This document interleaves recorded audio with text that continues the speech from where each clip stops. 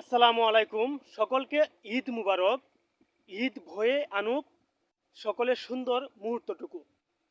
পরিবারকে সময় দেন, বন্ধু বান্ধবদেরকে সময় দেন, ঘোরাঘুরি করেন, মনটাকে রিফ্রেশমেন্ট করেন।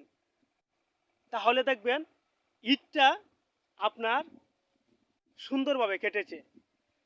আরেকটা কথা আপনাদেরকে বলে রাখি, শুধু নিজে একাই ঈদ উদযাপন করলে চলবে না ভাই।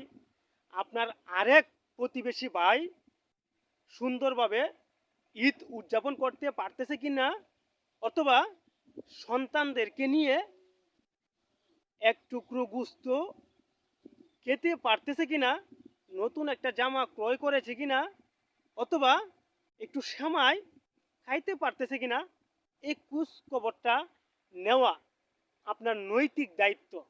কারণ আমরা হয়তো মুসলিম, আমাদের মুসলিম হিসেবে কিছু নৈতিকতা রয়েছে। তো ওই নৈতিকতার দিক দিয়া আমার অসহায় দুস্থ প্রতিবেশী ভাইটার সাথে আমার ঈদটা যেভাবে সুন্দর মুহূর্তভাবে ফুটে উঠতেছে, তাদেরও ঈদটা যাতে সুন্দরভাবে ফুটে ওঠে, এইদিকে আমাদের একটু খেয়াল রাখতে হবে।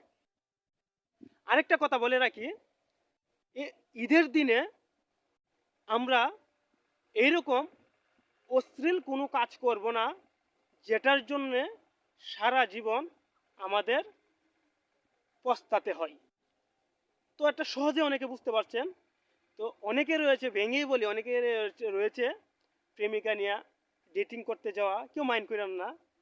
আবার অনেক কিছু দুষ্ট লোকের চিন্তা ভাবনা রয়েছে আবাসিক হোটেলে যাওয়া, এরকম। কিন্তু যেহেতু আমরা ইয়ং বয়স, আমরা চলি লোকজনের সাথে, তাদের মনের খোঁজখবর রাখি, তো এটা তুলে ধরতাম না।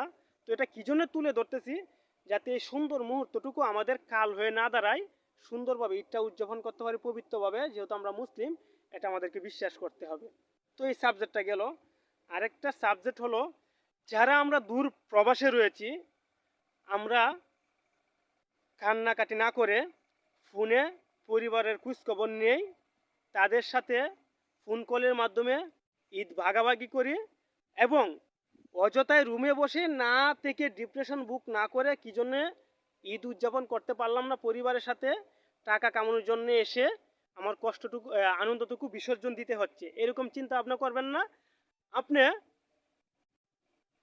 যারা পাশে মেসে বন্ধুবান্ধব রয়েছে তাদের সাথে ঘোরাঘুরি করেন, মনটাকে রিফ্রেশমেন্ট করেন, তাহলে দেখবেন ভাই অনেকটা ভালো লাগবে।